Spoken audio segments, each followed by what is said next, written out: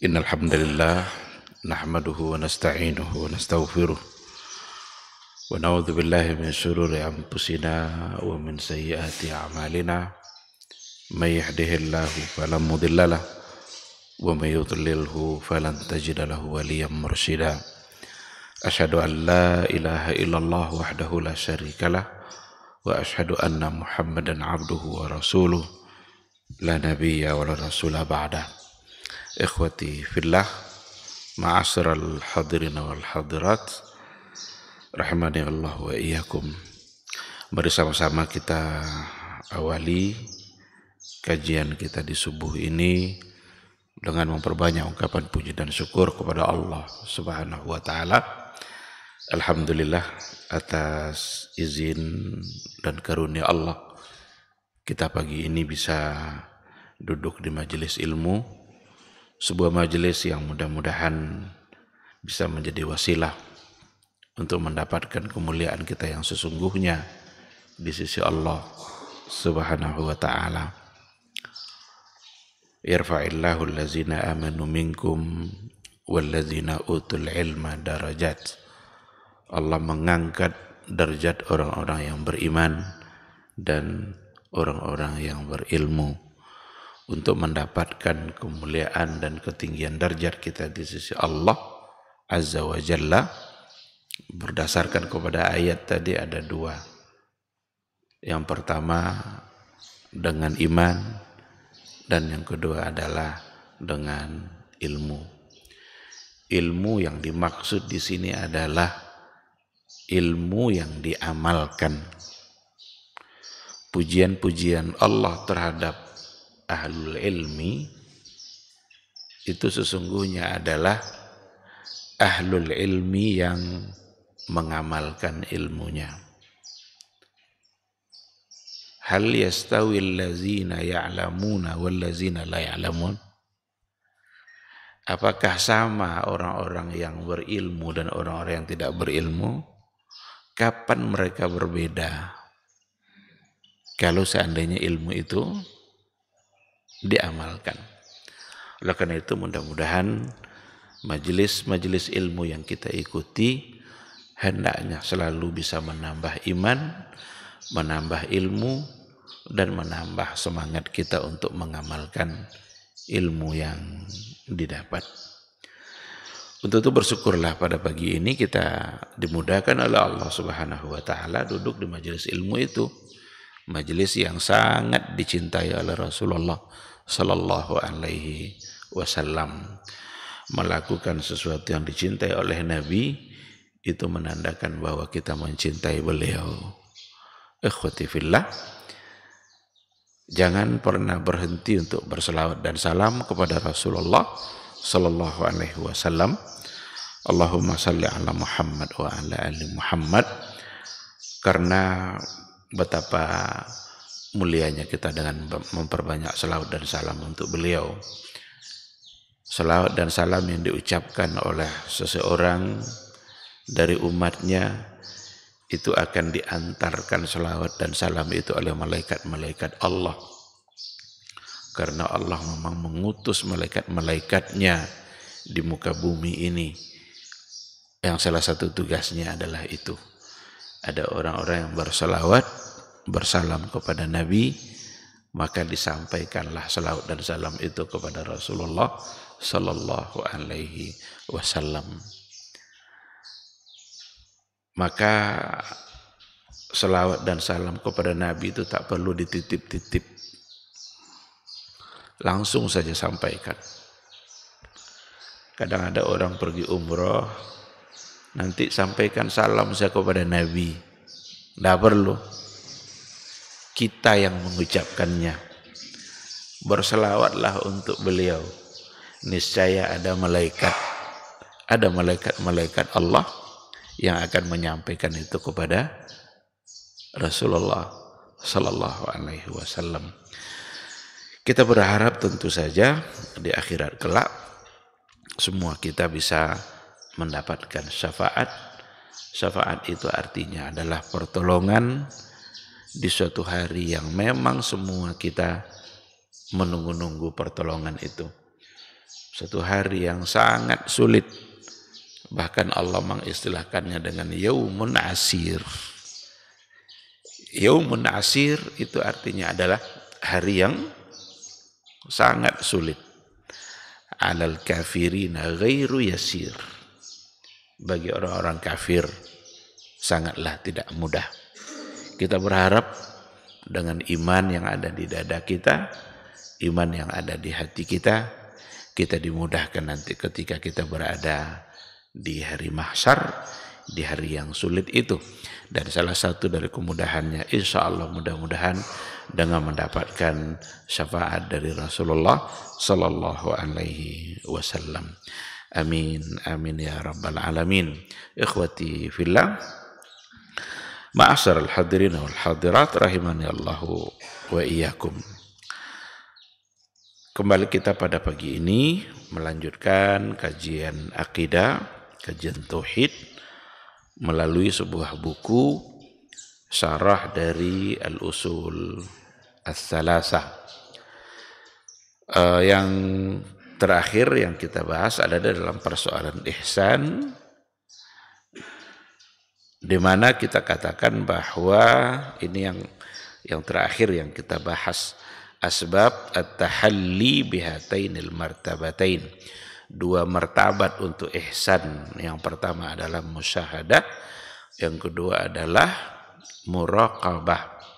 Musyahadah seolah-olah kita melihat Allah. Sedangkan yang kedua, muraqabah, kita selalu merasa dipantau, merasa diintip, merasa dilihat terus oleh Allah. Tidak ada saat dimanapun kita berada, kecuali di saat itu Allah pasti menyaksikan kita. Oleh karena itu, semangat muraqabah itu yang akan mampu untuk menghindarkan kita dari perbuatan maksiat. Karena pada saat kita melakukan kemaksiatan itu, sungguh Allah sedang melihat kita. Allah sedang menatap kita. Pantaskah kita mendurhakainya? Padahal kita selalu diberikannya nikmat.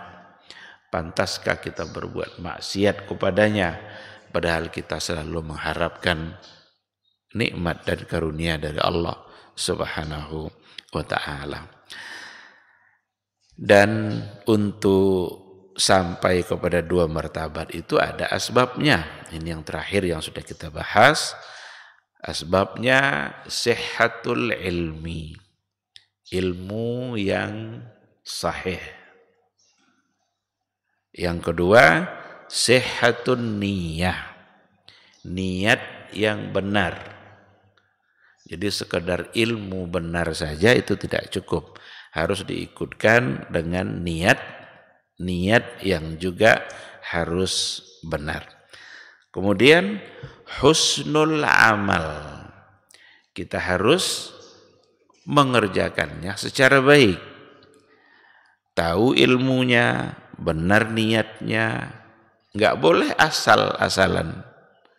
Harus diikutkan dengan pelaksanaan yang baik. Bagaimana Nabi kita mengajarkan sebuah amal, begitu pula lah yang harus kita kerjakan dengan sebaik mungkin. Nah, setelah itu al-i'tirafu bit-taqsir fi haqqillah. Selalu saja harus mengakui bahwa kita masih kurang dalam melaksanakannya. Belum sempurna. Karena kalau seandainya kita coba lihat dari semua amal-amal yang kita laksanakan, berapakah di antara amal itu yang benar-benar sempurna kita kerjakan? Oleh karena itu kita harus akui di hadapan Allah, ya Allah, inilah mampunya saya. Seginilah saya mampu. Mohon diterima amal saya. Jangan dianggap amal kita sudah sempurna. Jangan dianggap amal kita sudah banyak. Menganggap amal kita sudah banyak, itu hanya akan menimbulkan kesombongan atau menghilangkan semangat untuk menambah, karena merasa sudah banyak. Ada orang yang mampu mengkhatamkan Quran sekali sebulan umpamanya. Lalu dianggap sudah banyak. Enggak. Ada orang yang sudah berkali-kali umroh, berkali-kali haji, sholat di sana itu kan luar biasa fadilahnya.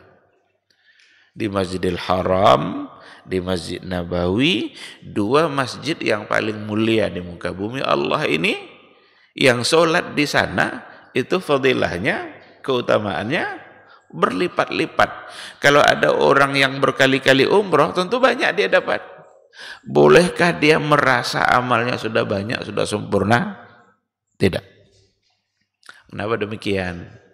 Karena kita tidak tahu dari semua yang kita kerjakan itu kira-kira berapa yang diterima oleh Allah Subhanahu wa taala. Tidak ada di antara kita yang mengetahui berapakah yang sudah diterima. Kita hanya bisa berharap Allah menerima. Itu doa yang harus selalu kita ucapkan. Taqabbal minni, terimalah dari saya ya Allah. Diterima oleh Allah, nanti kita lihat dalam hisab kita. Nanti di hari mahsyar semuanya akan diperlihatkan. Oleh karena itu, perbanyak ilmu, luruskan niat, benarkan amal, baikkan amal kita, dan akui di hadapan Allah bahwa kita belum mampu mengerjakannya secara sempurna. Maka kita berharap juga kekurangan-kekurangan dari semua amalan kita hendaknya diampuni oleh Allah Subhanahu wa ta'ala. Ikhwati fillah, ma'asyiral hadirin wal hadirat, rahimani Allah wa iyyakum. Sekarang akan kita lanjutkan masih dalam pembahasan al-ihsan. Ihsan itu dalam pelaksanaan, dalam aplikasi, dalam kehidupan kita sehari-hari itu akan ada nanti pada dua hal. Ihsan. Yang pertama adalah al-ihsanu fi ibadatillah. Ihsan di dalam menyembah Allah. Ihsan di dalam beribadah kepada Allah. Ihsan di dalam mengabdikan diri kita kepada Allah. Itu yang pertama. Yang kedua, al-ihsanu ilal khalqi. Al-ihsan ilal khalq. Ihsan kepada makhluk. Jadi yang pertama, ihsan kepada Allah. Ini dalam bentuk ibadah-ibadah yang kita laksanakan. Yang kedua, ihsan kepada makhluk. Kita juga dituntut. Nanti akan kita lihat itu. Berapa banyak itu hadis-hadis yang disampaikan oleh Nabi. Dan ayat-ayat Al-Quran. Ihsan kepada manusia. Bahkan ihsan kepada hewan. Wa bil walidaini ihsana. Nah, berarti ada dua. Yang pertama, al-ihsan fi ibadatillah. Ihsan dalam beribadah kepada Allah. Wa yatahaqqaqu al-ihsanu fi ibadatillah bi amrayn. Ihsan di dalam beribadah kepada Allah itu akan terwujud dengan dua hal. Al-awwal bil ityani bil wajibati wa takmiliha bi jinsiha minan nawafil al mustahabbat. Jadi yang pertama sekali, ihsan kita dalam beribadah kepada Allah itu adalah bil ityani bil wajibat, dengan melaksanakan al wajibat, semua perkara-perkara yang diwajibkan oleh Allah Subhanahu wa taala, wa takmiliha bi jinsiha minan nawafil al mustahabbat, dan menyempurnakan perkara-perkara yang wajib itu bi jinsiha minan nawafil, dengan ibadah yang sejenisnya minan nawafil, dari yang nawafil. Nawafil itu nafilah, dan nafilah itu artinya adalah perkara-perkara yang disunnahkan. Ini poin pertama.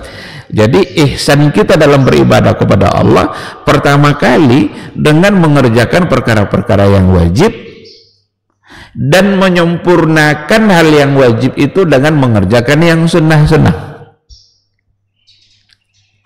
Oleh karena itu, cara yang paling tepat untuk mendekatkan diri kepada Allah Subhanahu wa Ta'ala itu dengan mengerjakan perkara-perkara yang difardukan dan yang diwajibkan oleh Allah.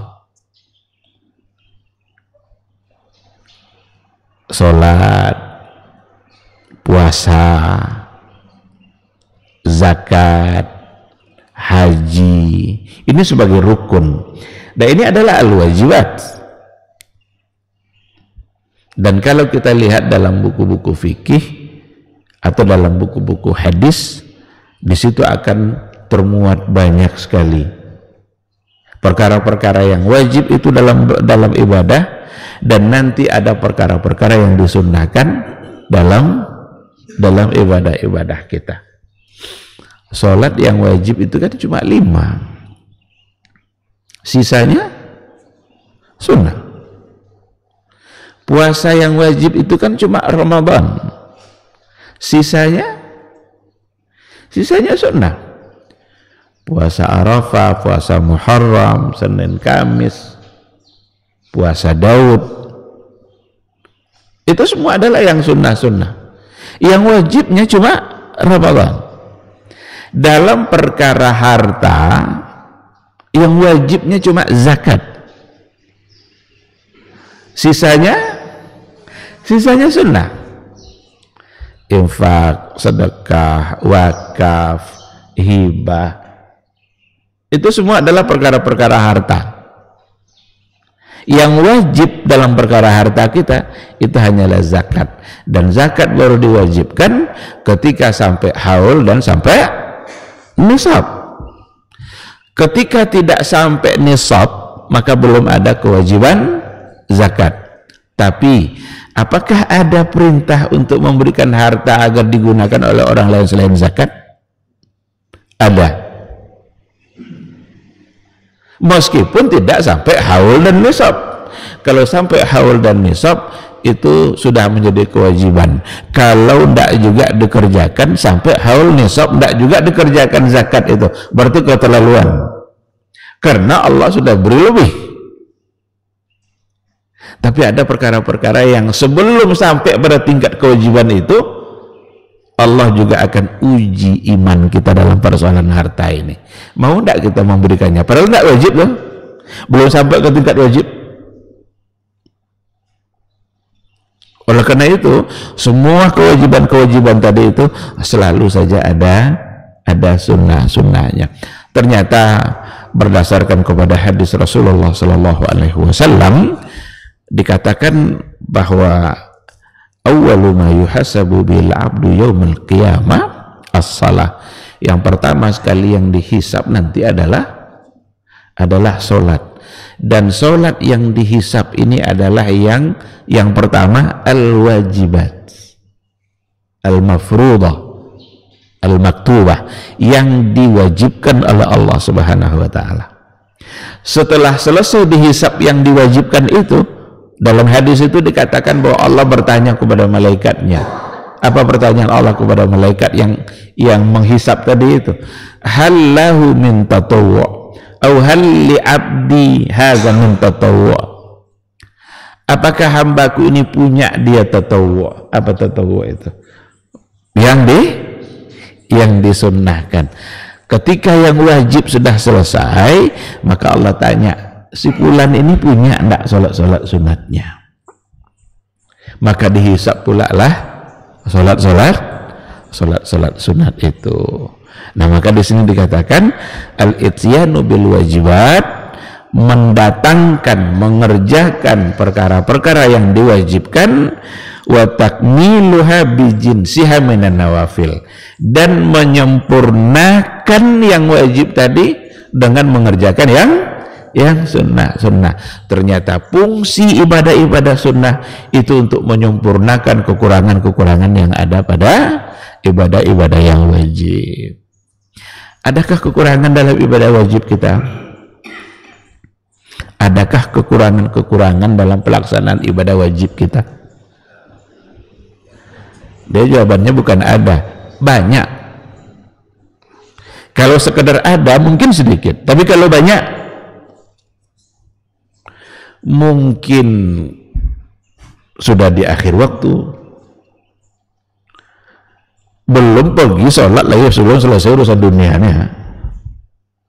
Dia kadang perkara dunia ini datang pula, dia menjelang sholat itu masalahnya. Sering kita diuji oleh Allah seperti itu. Mungkin asal-asalan, mungkin riya, mungkin tidak khusyuk, mungkin ini, mungkin itu. Maka tadi ketika dikatakan al-i'tirafu bit-taqsir, kita mesti akui di hadapan Allah kelemahan dan kekurangan kita dalam beribadah, itu mesti. Karena banyak kali kekurangan-kekurangannya.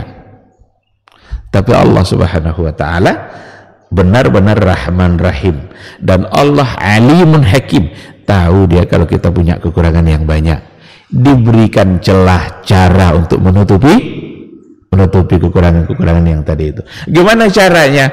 Perbanyak yang sunat. Yang wajib dah selesai, perbanyak yang sunat. Maka ada qabliyah, ada ba'diyah. Untuk apa guna semua itu? Zuhur ada qabliyah, ada ba'diyah. Jangan sekali-kali tinggalkan sebuah ibadah hanya karena hukumnya sunat. Ini salah cara berpikir kita dalam masalah ibadah. Kalau seandainya kita tinggalkan sesuatu hanya karena hukumnya sunat.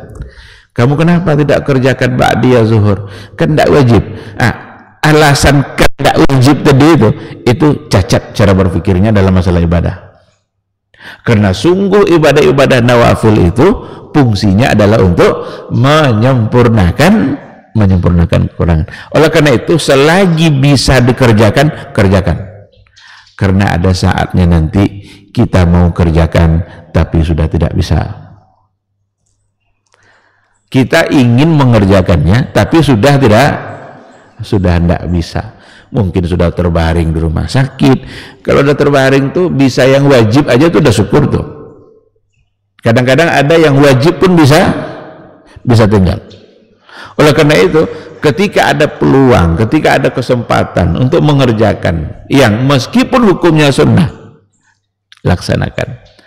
Karena disitulah saatnya kita menyempurnakan kebaikan-kebaikan kita, dan disitulah kita menunjukkan bahwa kita ingin benar-benar ihsan fi ibadatillah, ihsan di dalam beribadah kepada Allah Subhanahu wa ta'ala, dengan cara mengerjakan perkara-perkara yang wajib kemudian disempurnakan dengan perkara-perkara atau amal-amal yang nawafil yang disunnahkan.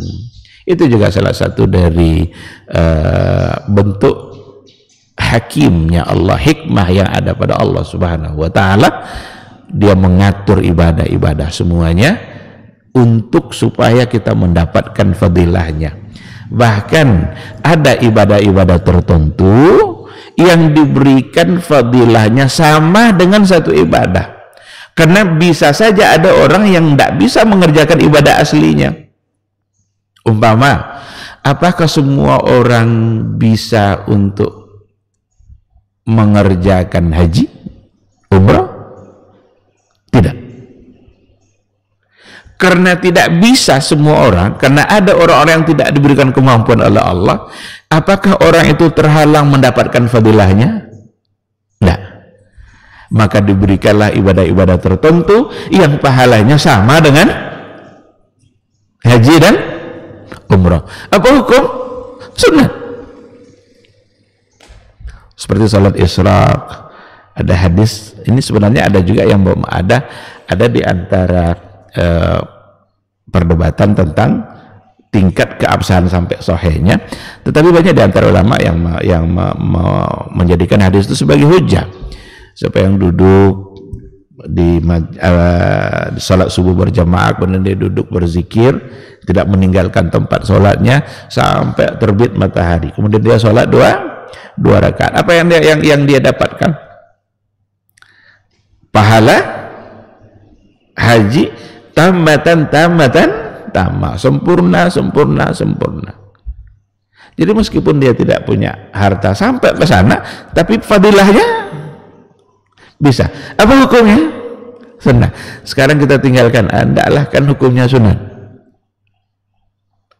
Jadi meninggalkan kena sunnah, karena hukumnya sunnah tidak wajib, itu cacat cara berpikir. Jangan dipertahankan, rubah. Yang harus dilakukan justru adalah selagi saya bisa mengerjakan yang sunnah ini, saya akan kerjakan. Karena ada saatnya nanti ketika kita ingin mengerjakan, kita sudah tidak bisa. Apakah semua orang mampu untuk berjihad di jalan Allah? Kalau dulu makna jihad itu memang adalah berperang melawan musuh. Nabi kadang langsung ikut memimpinnya, atau Nabi bisa saja mengutus pasukan dipimpin oleh seorang sahabat dan Nabi tidak ikut dalam peperangan itu.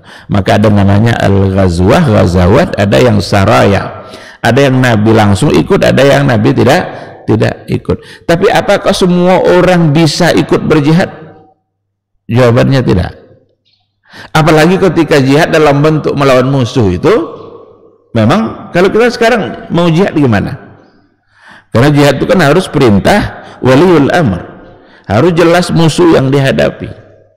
Nggak asal bunuh, nggak asal ngebom aja. Harus ada aturannya dalam Islam.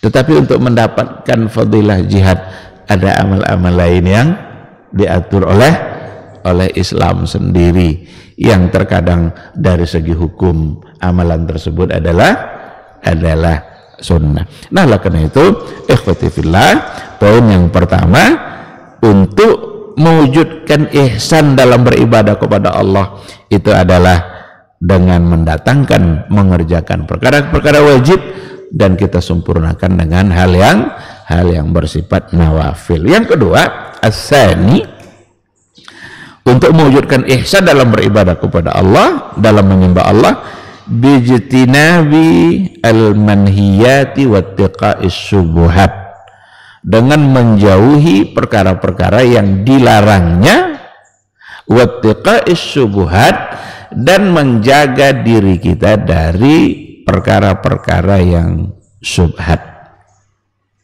Nah, jadi ada yang dilarang, kalau nyata-nyata dilarang berarti manhi.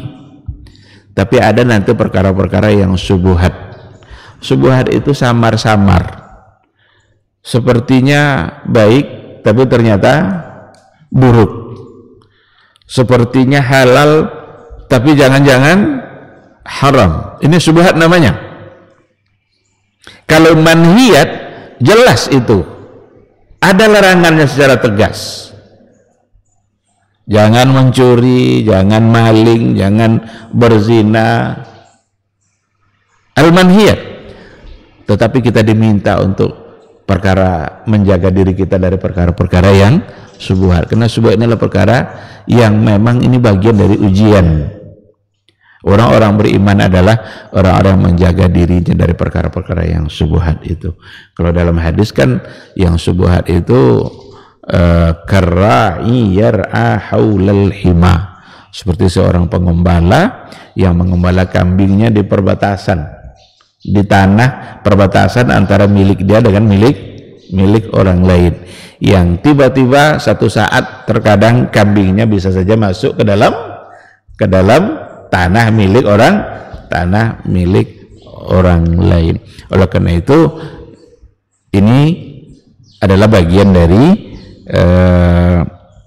tahqiq al-ihsan, bagian dari cara untuk mewujudkan ihsan di dalam menyembah Allah Subhanahu wa ta'ala. Ketika kita sudah benar-benar menjauhkan diri kita dari yang dilarang dan memelihara diri kita dari perkara yang syubhat. Syubhat ini nanti dulu sudah pernah kita berikan penjelasan berbagai macam syubhat yang ada dalam kehidupan keseharian kita. Ada syubhat dalam bentuk amalan, hal-hal yang sepertinya dianggap baik tapi ternyata itu adalah sesuatu yang yang menyimpang.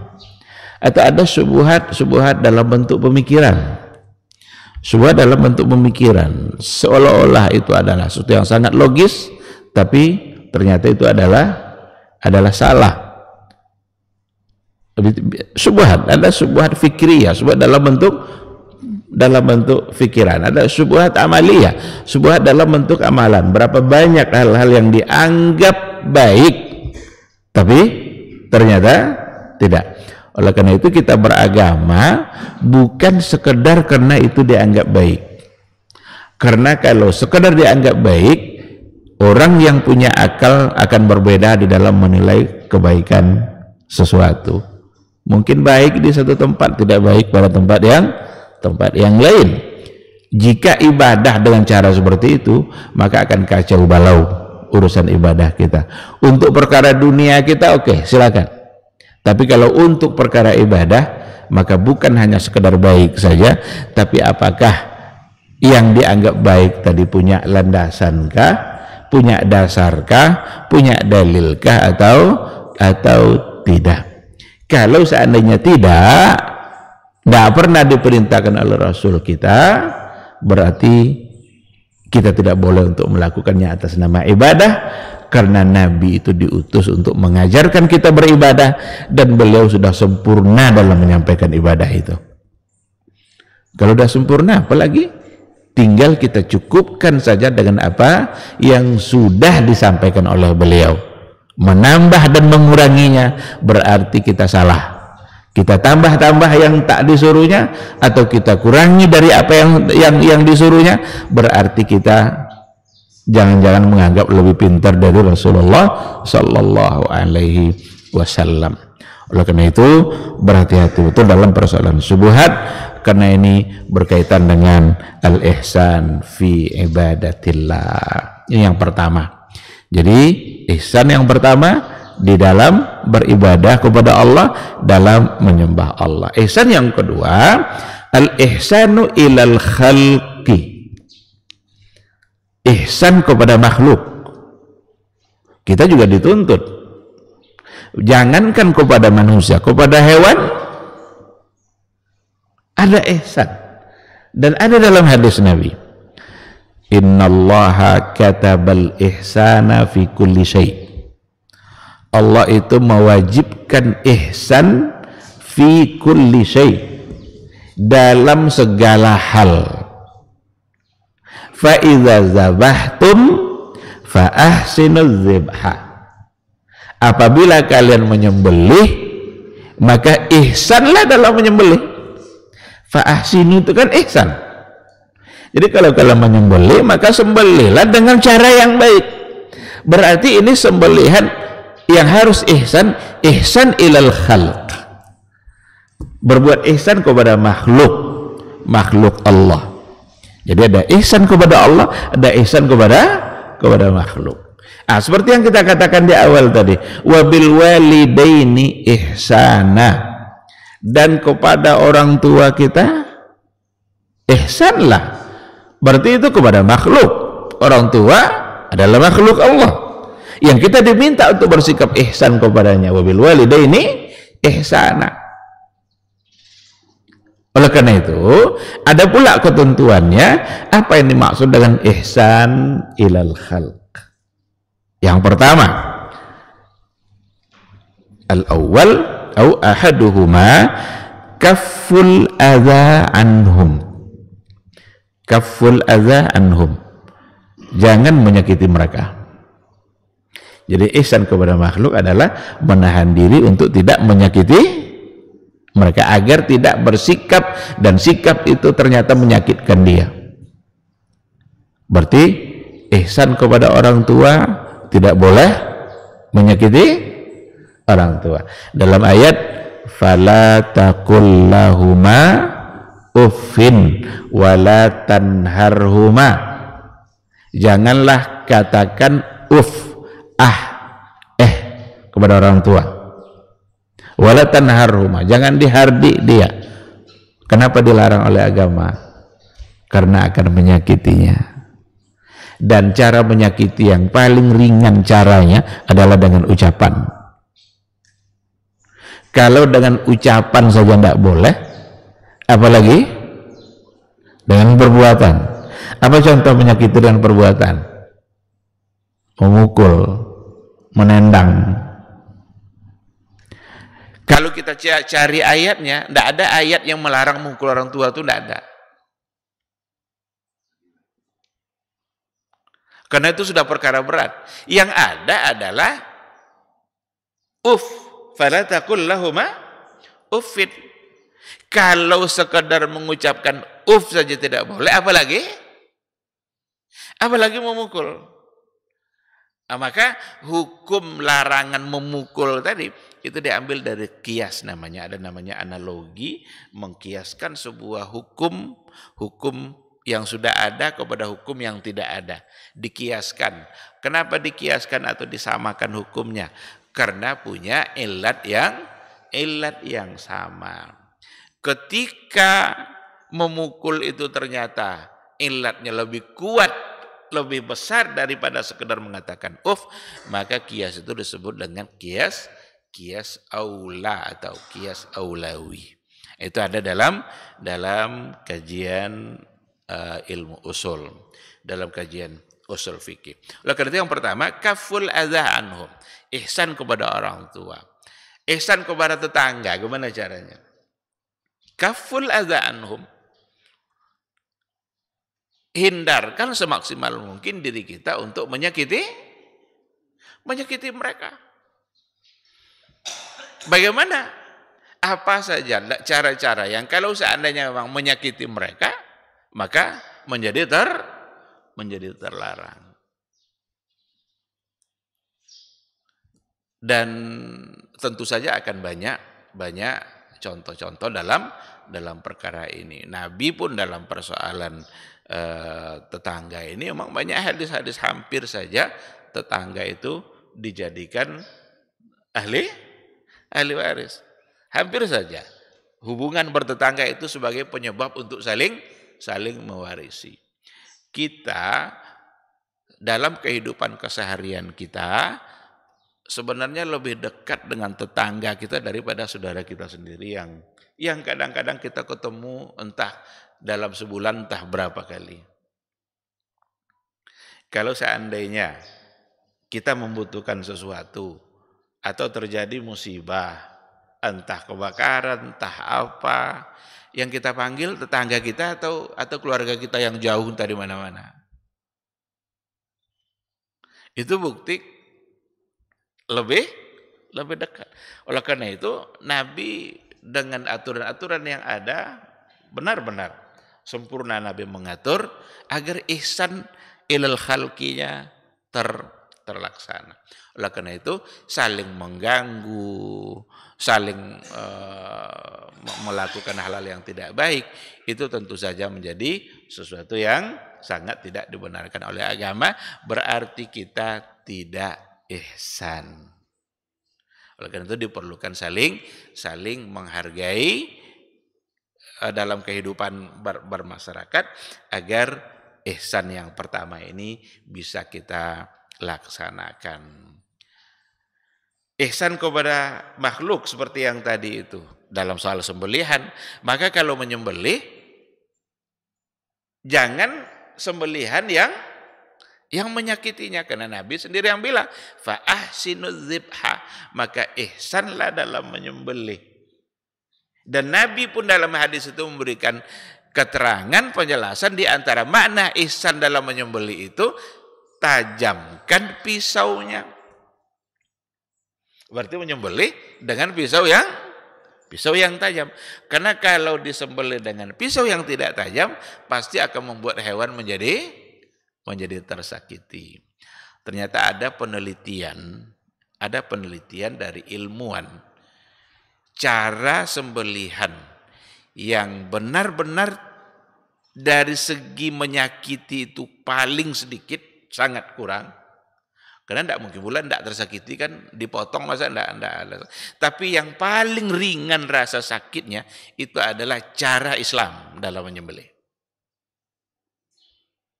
Cara yang diajarkan oleh Rasulullah Sallallahu Alaihi Wasallam. Coba tengok umat-umat yang lain dalam menyembelih. Bagaimana mereka membunuh dan menyembelih. Ada yang ditusuk pakai pisau dari bagian belakangnya. Ada yang seperti itu. Ada yang dimasukkan ke dalam karung, dipukul keras sekali pukul lalu mati. Itu cara mereka menyembelih. Karena mereka tidak dapat bimbingan dari Allah. Ketika bimbingan itu datang dari Allah, bagaimana cara menyembelih? Jadilah itu cara penyembelihan yang paling ringan rasa sakitnya. Dan itu cara yang dilakukan oleh Nabi. Menyembelih pada lehernya dengan memutuskan urat-urat yang ada pada leher. Bahkan kalau benar-benar sesuai dengan cara yang diajarkan Nabi itu, hewan itu baru merasa sakit beberapa saat setelah dia disembelih. Baru dia tahu kalau dia disembelih. Kalau enggak dia merasa nyaman saja, seolah enggak terjadi apa-apa. Tapi ketika darah semuanya sudah keluar, barulah dia ada merasakan sakitnya. Jadi rasa sakit yang paling ringan dalam sembelihan itu adalah cara yang diajarkan oleh Rasulullah Sallallahu Alaihi Wasallam. Ini, jadi itu beberapa contoh kaful adza anhum, menahan diri untuk tidak menyakiti mereka. Apapun nanti, ketika itu membuat orang menjadi tersakiti, tentu itu sesuatu yang tidak dibolehkan oleh agama. As-sani, yang kedua, tahammul adza al-mu'zina minhum wal ihsanu ilaih.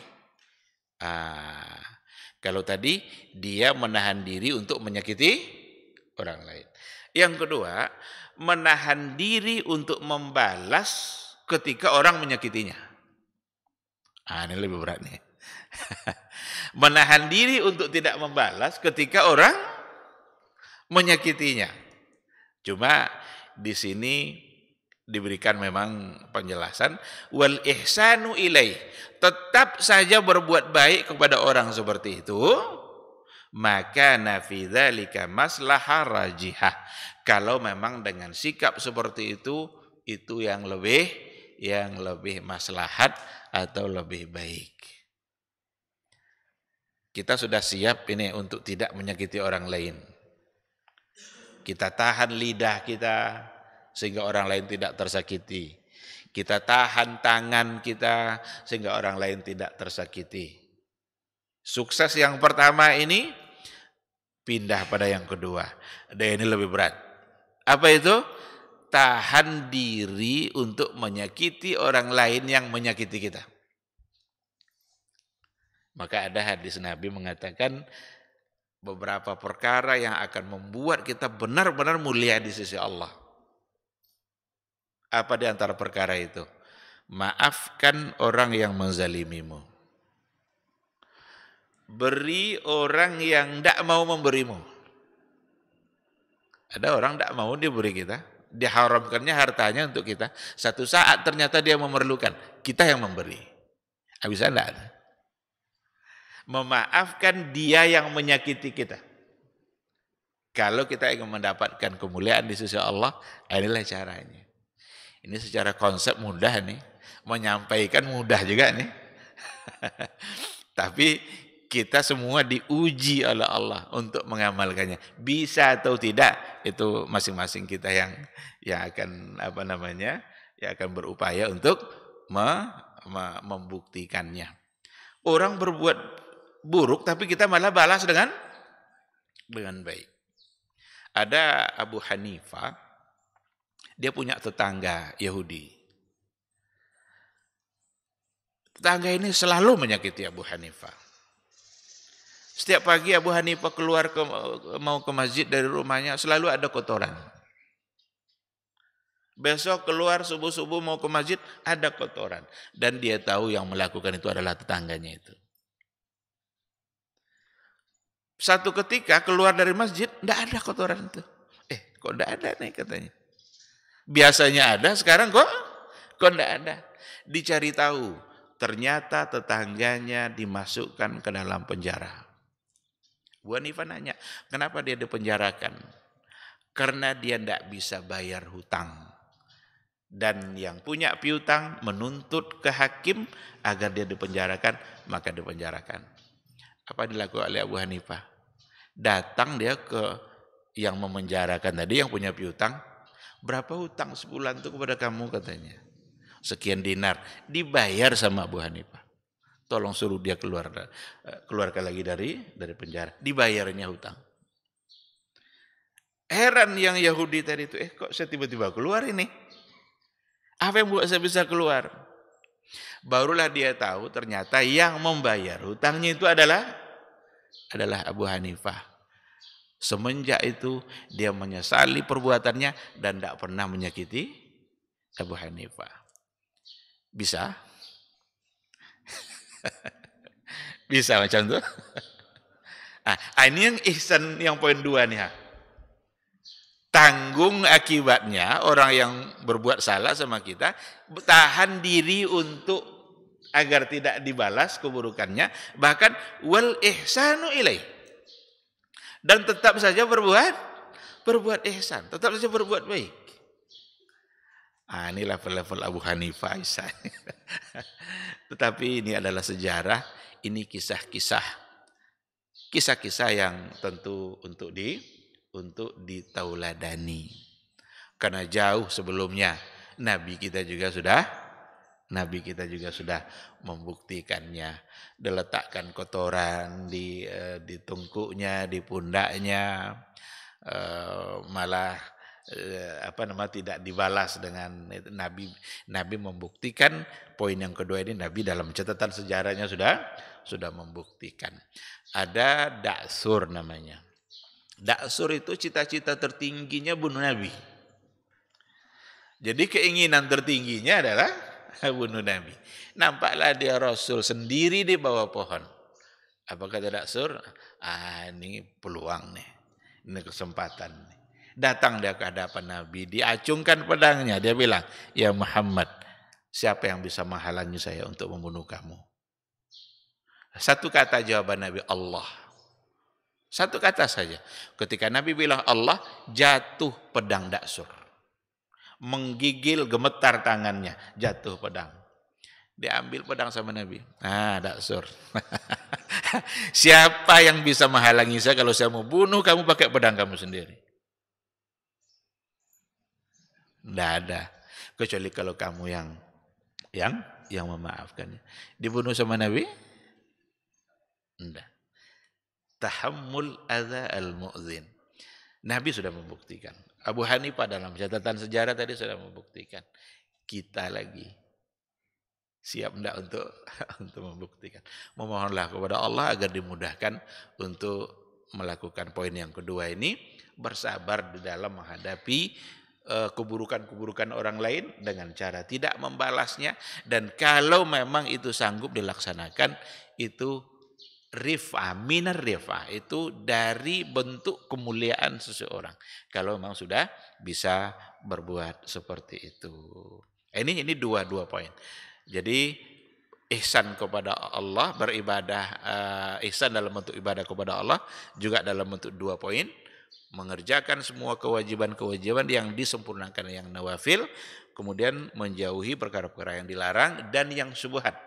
Sedangkan ihsan kepada makhluk itu juga pada 2 poin. Yang pertama, tahan diri kita untuk jangan sampai menyakiti orang lain. Yang kedua, tahan pula diri kita untuk membalas ketika orang lain menyakiti, dan tetaplah berbuat baik. Maka fi dzalika maslahatun rajihah, selagi memang itu ada di situ kemaslahatan yang kuat. Tapi kalau dengan membiarkannya ternyata maslahatnya kurang atau mudaratnya lebih besar, maka berarti ini isyarat bahwa tetap saja kita boleh untuk memberikan pelajaran-pelajaran tertentu kepada orang yang selalu menyakiti agar dia tidak terus-terusan dalam kesalahannya. Ini mungkin yang bisa kita sampaikan pagi ini pada poin yang terakhir sekali, semua bentuk ihsan tadi, semua bentuk penghambaan tadi itu haruslah dilaksanakan dengan ghayatul hubbi wa ghayatul dzulli. Al-khaufu war raja. Al-khaufu itu rasa takut kita kepada Allah, dan raja itu adalah harapan-harapan yang kita tunggu dari janji-janji Allah terhadap kebaikan-kebaikan yang dilakukan. Kita khaufnya harus ada, rasa takut itu harus ada. Kalau kita tidak beribadah, kita harus takut bahwa kita mendurhakai Allah. Ada ancaman-ancaman neraka yang disediakan oleh Allah, dan kita takut dengan nerakanya itu. Ada ar-raja, harapan-harapan yang dijanjikan oleh Allah bagi pelaku-pelaku ketaatan. Ada surga yang mengalir sungai di bawahnya, buah-buah apa saja ada di sana. Kita harus berharap untuk mendapatkan itu. Al-khaufu war raja. Jadi dengan demikian akan menjadi salah apa yang diyakini oleh sebagian orang-orang yang sufi, bahwa sesungguhnya dalam beribadah selagi kita mengharapkan surga berarti kita belum ikhlas. Jadi orang sufi bilang gitu, kalau kita beribadah selagi kita berharap surga berarti belum ikhlas. Bahkan sebagian mereka mengatakan, biarlah masuk neraka asal Allah ridha. Ini ungkapan yang tidak bisa dibenarkan. Dalam beribadah mesti ada khauf. Jangan coba-coba biarlah masuk neraka asal Allah ridha. Emang tahan neraka tuh? Justru kita beribadah karena takut dari nerakanya Allah. Takut dari nerakanya dan berharap mendapatkan surganya.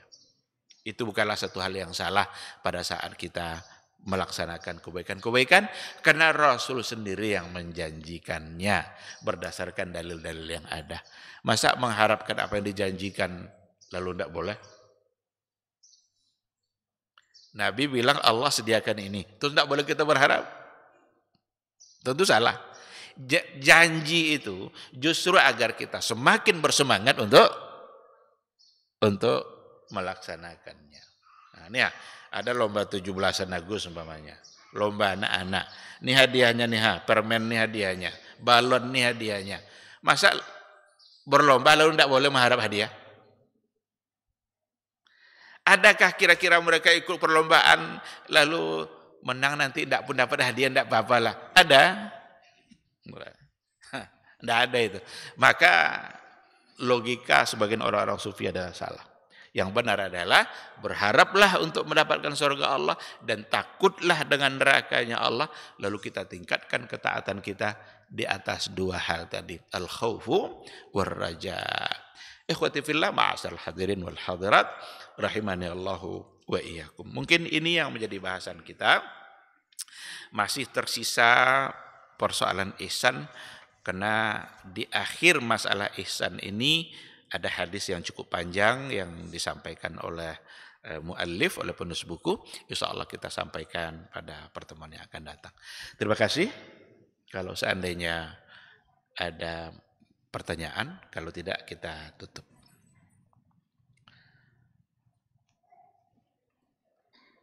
Pas. Baik, terima kasih. Semoga majelis ini bisa menjadi saksi atas kebaikan-kebaikan kita, yang bisa memperpanjang catatan kebaikan dan memperberat timbangannya di akhirat kelak. Dan kita berharap mudah-mudahan kita mendapatkan catatan kita dengan tangan kanan. Amin ya rabbal alamin. Subhanakallahumma bihamdika asyhadu an la ilaha illa anta astaghfiruka wa atubu ilaik. Wassalamualaikum warahmatullahi wabarakatuh.